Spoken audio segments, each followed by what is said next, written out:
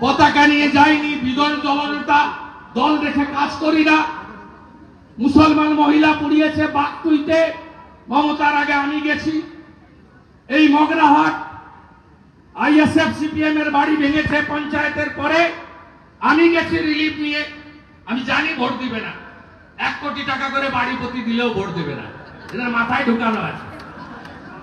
এরা রেশন নিবে মোদির, ভ্যাকসিন নিবে মোদিজির, শৌচালয় নিবে, ঘরও নিবে, বলবে ওটা অধিকার। আর ভোটের সময় বলবে বিজেপি হিন্দুদের দল, বিজেপি হিন্দুদের দল। হ্যাঁ, ভারত তো হিন্দুস্তান, সবাই হিন্দু তো আমরা, জয় হিন্দ বলি। ভারতের 3টা নাম, ভারত, ইন্ডিয়া, হিন্দুস্তান। স্বাভাবিকভাবে আমি ওখানে গেলাম, আছে 13 মিনিট এখনো আছে, আমি সুযোগ দেব না। এটা 78তম, এটা 78তম, আরো 22 বার যেতে হবে মমতা ব্যানার্জিকে তাড়ানোর সংগ্রামে। 100 ফেরবে হাইকোর্টে। এবং তারপরে যা যা করছেন, সুদ এবং দণ্ড সুদ সহ যদি তুলে না নিতে পারি, আমি হিন্দুর বাচ্চা নই। আমার নাম সুরেন্দ্র।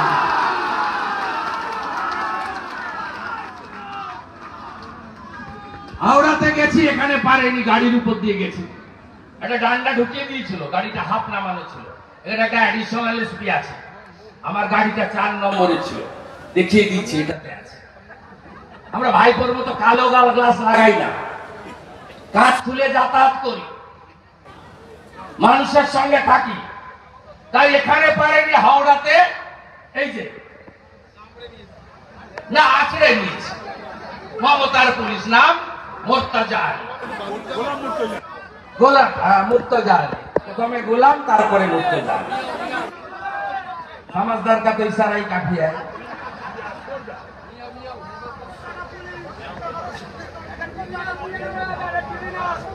কোথায় বিমান ব্যানার্জি বাবু?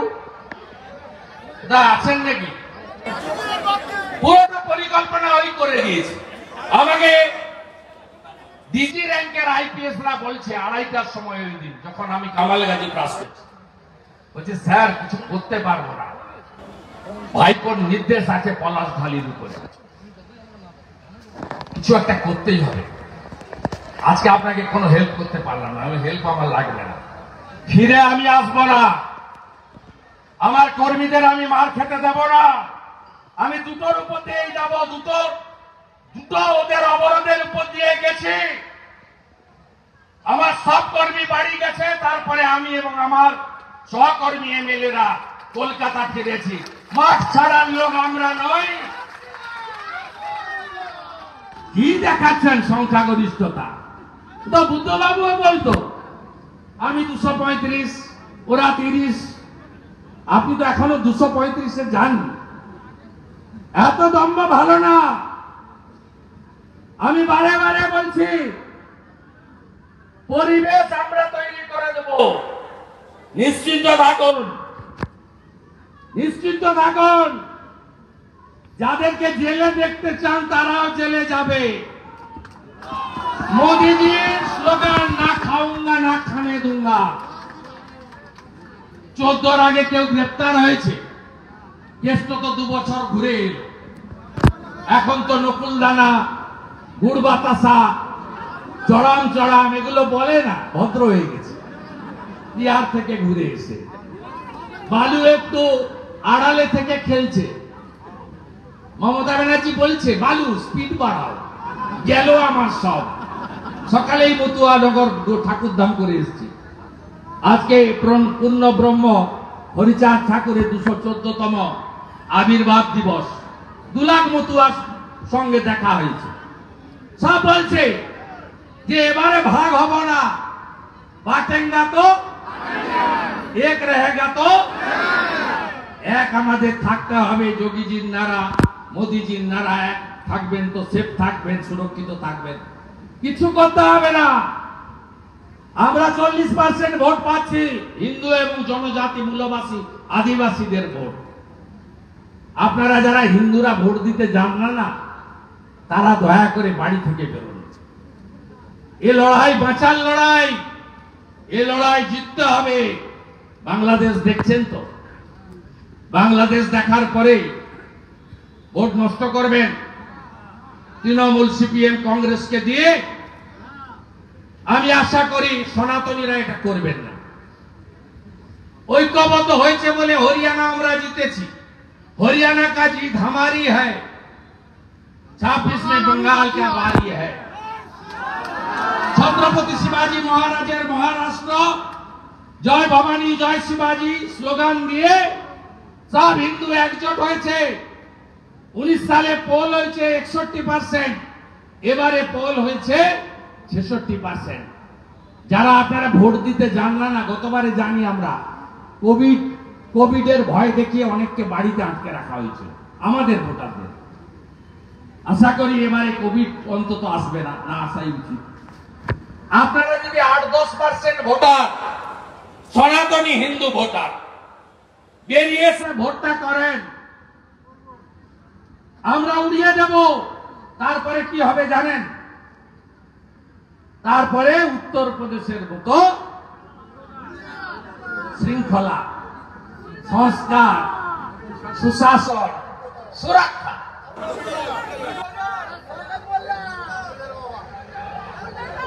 গুজরাটের মতো শিল্পায়ন কর্মসংস্থান, আর আসামের মতো রোহিঙ্গা ধরো ওপারে ফেলো। ভাই নাম ধরো না, নাম ধরো না, বিশ্বাস রাখো মোদিজির উপরে বিশ্বাস রাখো। আমরা তার সিপাহী প্রতিনিধি। সবাই ভালো থাকবেন, ঐক্যবদ্ধ থাকবেন। সেদিনকার ঘটনা নিয়ে মহামান্য উচ্চ আদালতে আমরা গেছি, এমএলএরা গেছেন। পারমিশনের কাগজ দু জায়গায় ব্লকেট, পুলিশ দাঁড়িয়ে থেকে করছে। ছবিগুলো দেখেছেন? মালগুলোর নাম বলবো। একটা মাল দেখেছেন বাপন গাজী, দাঁত মাজে না দেখলেই মনে হচ্ছে খুব চাচা, এখানে একটু আছে ছাগলের মতো। ওই মালটাকে দেখেছেন হাতে কি করছিল মেয়েদের দিকে তাকিয়ে? এগুলো ভদ্র? এগুলো তো দেখলে জানোয়াররাও লজ্জা পাবে। কিছু করবেন না আপনারা। আপনারা অত্যন্ত মার খেয়েছেন অনেকবার, মিথ্যা মামলায় জেল খেটেছেন। আমাদের উপর ছেড়ে দিন, একদম ঠিক রাস্তায় নিয়ে যাব। গত বৃহস্পতিবার বলেছিলাম না পরের বৃহস্পতিবার আসবো। এই পুলিশ ওই দিন আইসি কেমন আছেন? গাড়ির চাকা গেছে আপনার পায়ের উপরে, শুনলাম তৃণমূলকে বাবা বাছা করতে। আর ওই মালটাকে দেখছিলাম এসডিপিও, আমি ওকে কমলুকে চিনতাম, অতীশ না, ওই মালটায় গৌতম বলে মোটাটার সঙ্গে কথা বলছিল। কোথায় আটকাবো? শুভেন্দু অধিকারী এখন কত দূরে আছে, কোন গাড়িতে আছে? এই পুলিশ বেতন কে দেয়? ভাইপো দেয় না পিসি দেয়? বেতন আমরা দিই, জনগণ দিই। আজকে স্মার্টফোন হাতে হাতে আমি 14ই মার্চ দেখেছি নন্দীগ্রাম। কোথায় অরুণ গুপ্তা? কোথায় এম রমেশ বাবু? কোথায় গঞ্জি অনিল শ্রীনিবাস? কোথায় এরা? এস পান্ডা। ইতিহাস হয়ে গেছেন এই পলাশ ঢালি, অতীশরা, এরাও আগামী দিনে ইতিহাস হবে। হাইকোর্টে বলছে এখানে নাকি সিবিএসই স্কুল আছে, সেন্টার। এখানে 1 সেপ্টেম্বর 1 নভেম্বর 1/9/2024 বিমান ব্যানার্জি সভা করে গেছে এইখানে।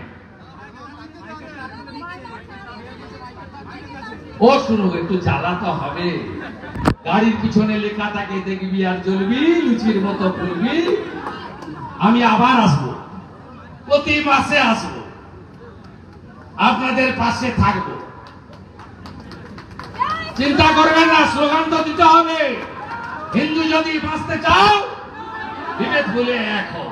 হিন্দু যদি বাঁচতে চাও, হিন্দু যদি বাঁচতে চাও, জনতার জাগরণ, জনতার জাগরণ, মমতার বিসর্জন, জনতার জাগরণ, মমতার বিসর্জন, বেকারদের ক্রন্দন, মমতার বিসর্জন, নারীদের ক্রন্দন, মমতার বিসর্জন। হিন্দু যদি বাঁচতে চাও, হিন্দু যদি বাঁচতে চাও, ভুলে এক হও, হিন্দু যদি বাঁচতে চাও, ভুলে রামনবমী হচ্ছে, বড় করে হচ্ছে। রামনবমী শেষ হলে আবার হনুমান জয়ন্তীও করবেন, তারপরে শিবের গাজন হবে, তারপরে মা দুর্গা এসে যাবে। হিন্দু জেগে গেছে, সরস্বতী পূজায় শক্তি দিয়ে তাকত দেখিয়েছেন। মহাকুম্ভে গেছিলেন, ওটা মৃত্যু কুম্ভ নয়, ওটা মহাকুম্ভ। মহাকুম্ভের পুণ্য স্নান এক হয়েছে হিন্দুস্তান। মহাকুম্ভের পুণ্য স্নান, মহাকুম্ভের পুণ্য স্নান, মহাকুম্ভের পুণ্য স্নান, মহাকুম্ভের পুণ্য স্নান।